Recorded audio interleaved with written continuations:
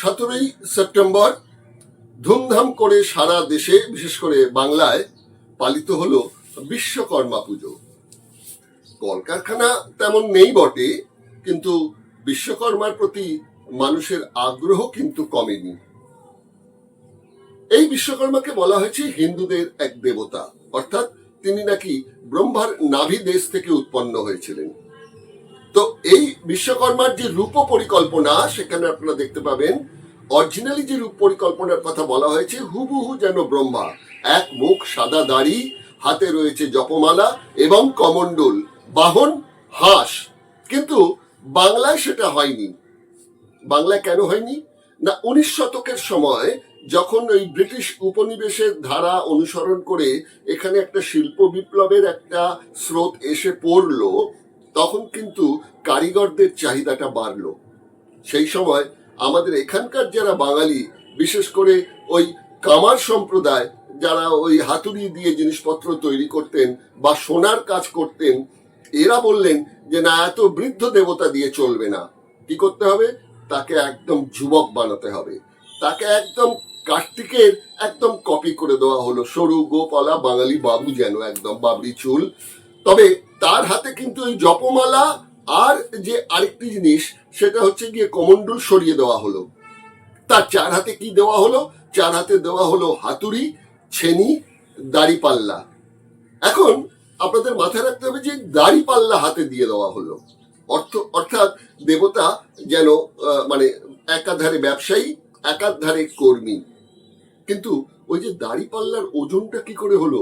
কারণ শূন্য সে তো 628 খ্রিস্টাব্দে আর্যভট্ট আবিষ্কার করেছিলেন।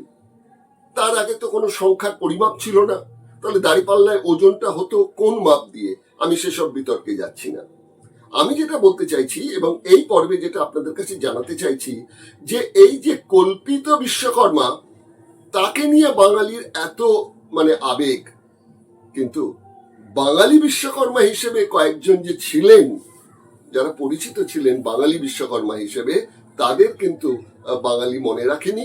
আর এ প্রজন্মের বাঙালিরা তো জানেই না। কাদের কথা বলছি?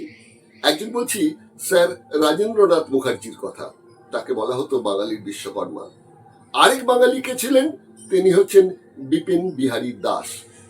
কে এই রাজেন্দ্রনাথ মুখার্জি আর কেই বা এই বিপিন বিহারী দাস? এইটা নিয়ে আজকের আমাদের পর্ব। চলুন একটা প্রতিবেদনের মধ্যে দিয়ে বিষয়টা একটু জানার চেষ্টা করি। 23শে জুন 1854 অবিভক্ত 24 পরগনার বসিরহাট মহকুমার ভ্যাবলা গ্রাম।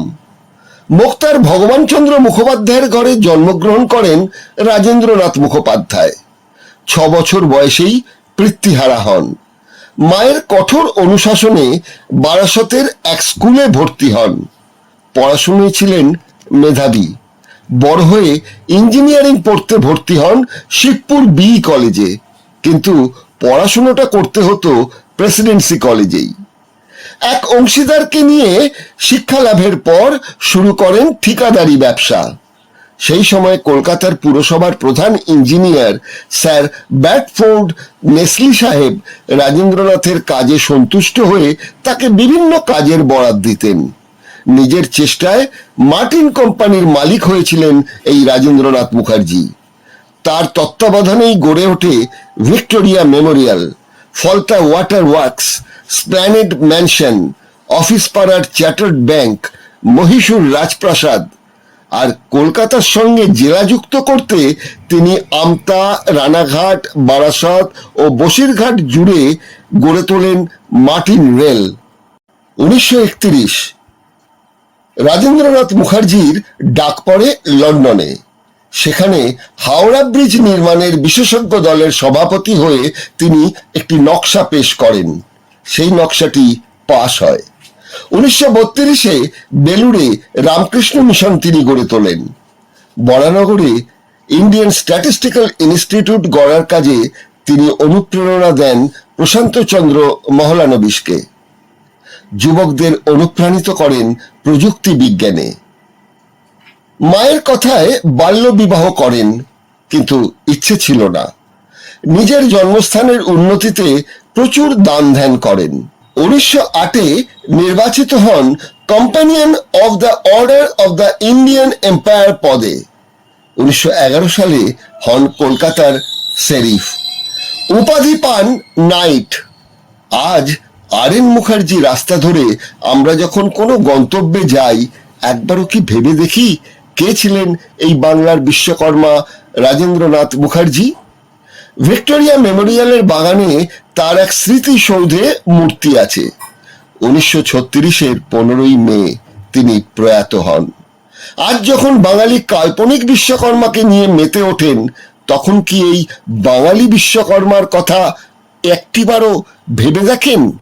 রাজেন্দ্রনাথ মুখার্জির যে কথা আমরা আপনাদের জানালাম, তার পাশাপাশি এবার জানাবো ওই বিপিন বিহারী দাসের কথা। বিপিন বিহারী দাস এই কলকাতার বালিগঞ্জ ফাঁড়ির কাছে তার একটা ছোট্ট মোটর মেকানিকের কারখানা ছিল। কারণ কলকাতায় সেই সময় কিন্তু বেশ কিছু গাড়ি আসতে শুরু করে দেয়। বলা হয় প্রথম গাড়ি নাকি মুম্বাই শহরে চলেছিল এবং সে গাড়িটি কিনেছিলেন জামশেদজি টাটা। আবার অন্য মত বলছে না, কলকাতার ক্রম্পটন গ্রেপস কোম্পানির মিস্টার ফস্টার বলেন একজন আধিকারিক ছিলেন, তিনি প্রথম গাড়ি কিনেছিলেন। তো তখন প্রায় 1000 খানেক গাড়ি বিক্রি হয়ে গেছে। জমিদাররা তখন এই হাওয়া গাড়ি বলতেন তাদের। এই হাওয়া গাড়িতে চড়ে কিন্তু তারা ঘুরে বেড়াতেন, কাজকর্ম করতেন, বাবুঘাটে বেড়াতে যেতেন। এই যে বিপিন বিহারী দাস, তিনি কিন্তু এরকম একটি গাড়ি পেয়ে নিখুঁত ভাবে গাড়ির ভেতরে যন্ত্রপাতিগুলো দেখে তিনখানা তিনি গাড়ি তৈরি করলেন। প্রথম গাড়িটি কিনেছিল বেনারস হিন্দু ইউনিভার্সিটি। আর গাড়িটা কারা চড়তেন জানেন?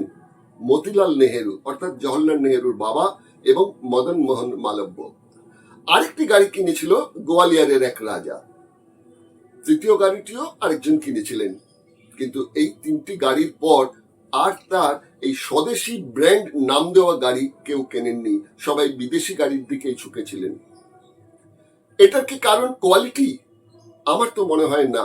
আসলে বিদেশি জিনিসের ওপর মানুষের যে একটা আলাদা আকর্ষণ, সেটাই কাজ করেছে, যার জন্য বিনোদ বিহারী দাসের ওই স্বদেশি ব্র্যান্ড দেওয়া গাড়ি কিন্তু আর এলো না। তখন মনে পড়ে যে বাঙালি সম্বন্ধে রবীন্দ্রনাথজি বলেছিলেন, রেখেছ বাঙালি করে মানুষ করনি। সেটাই বোধহয় একটা ধ্রুব সত্য কথা। চলুন আমরা একটু দেখে নিই বিনোদ বিহারী দাস কে ছিলেন।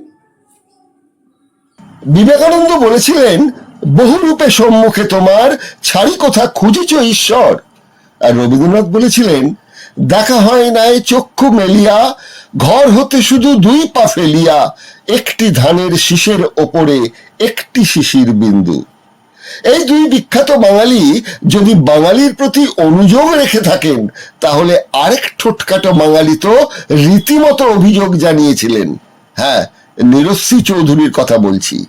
তিনি বলেছিলেন, শৃগাল হইতে সততা, কুকুর হইতে তোষামদ ও ভিক্ষানুরাগ, মেষ হইতে ভীরুতা, বানর হইতে অনুকরণ পটুতা ইত্যাদি বাঙালিকে সমাজ আকাশে উদিত করিয়াছে। আত্মঘাতী বাঙালি।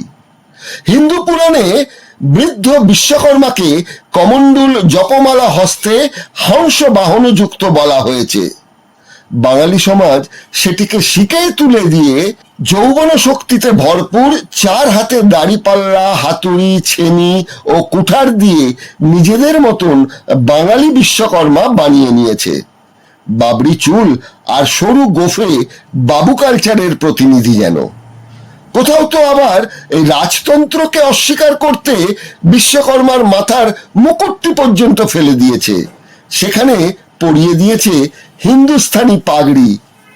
অথচ এই কাল্পনিক বিশ্বকর্মাকে নিয়ে যতটা ভক্তি শ্রদ্ধা বাঙালি করে, তার এক ফোঁটাও করেনি রক্ত মাংসের যারা বাঙালি বিশ্বকর্মা হিসেবে স্বীকৃত এমন 2জন মানুষের জন্য। দোষটা অবশ্য বাঙালিকে পুরো দিলে হবে না। রাষ্ট্র তার শিক্ষার সিলেবাসে এসব তো জানতেই দেয়নি। এমনই 2 বঙ্গসন্তান, একজন রাজেন্দ্রনাথ মুখার্জি, তো আরেকজন বালিগঞ্জের মোটর মেকানিক বিপিন বিহারী দাস। 1897-তে ভারতে প্রথম মোটর গাড়ি কেনেন জামশেদজি টাটা। তবে অনেকে এ তথ্য আবার মানেন না।